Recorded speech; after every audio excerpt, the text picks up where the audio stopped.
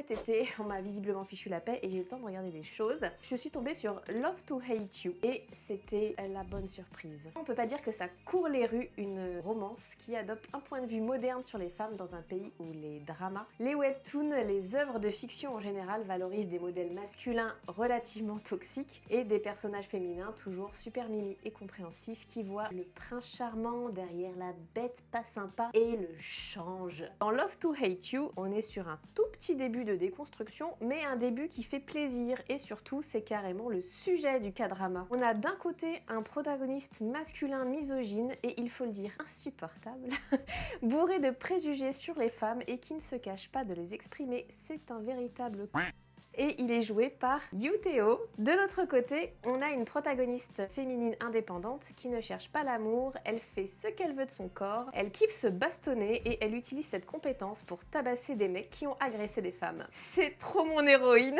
Et elle est jouée par Kim Hok-bin. Donc vous l'aurez compris, c'est un Enemies to Lovers. C'est drôle, c'est bourré de personnages masculins insupportables, mais écrit pour être vraiment insupportable et démontrer la cooptation systémique qui existe entre les hommes. Les personnages féminins sont bien écrits car il faut bien reconnaître ça, au K-drama, les rôles secondaires sont toujours bien travaillés. Petit coup de cœur pour le personnage de Choi Soo-jin, la meuf canon de 55 ans au bord de la misandrie, présentée comme une femme fatale mais qui paye les pots cassés pour son ex-mari parce que comme elle est belle, c'est forcément elle qui fait souffrir l'autre. Ce qui m'a un peu plus gênée, c'est évidemment le trope du « elle est pas comme les autres ». Cette fameuse phrase qui a l'air cool, mais en fait met les femmes en concurrence les unes avec les autres, puisqu'elle les force à entrer dans une mécanique patriarcale du « toutes les femmes sont des godiches » au lieu de mettre en valeur une belle sororité plurielle. Raconter les histoires de femmes qui se soutiennent et d'hommes qui se déconstruisent et qui lâchent rien, c'est peut-être le début de fiction plus en adéquation avec ce qu'on veut voir, avec nos réalités actuelles.